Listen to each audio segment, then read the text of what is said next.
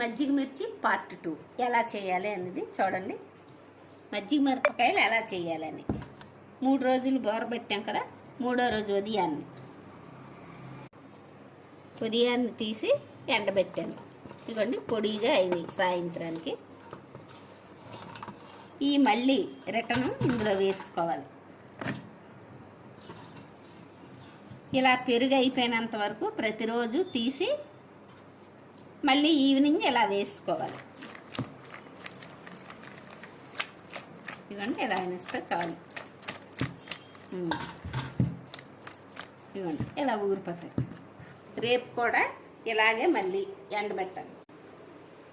పెరుగు అయిపోద్ది కదండి, అంటే ఇలా 2-3 రోజులు వేసిన తర్వాత పెరుగు అంతా అయిపోద్ది కదా. అప్పుడు ఓన్లీ మిరపకాయలే ఒక 4-5 రోజులు ఎండిపోయే వరకు ఎండబెట్టుకోవాలి. మనం నెలవాకి పనికి వచ్చేటట్టు ఎండబెట్టుకొని వాడుకోవాలి. చూపిస్తాను.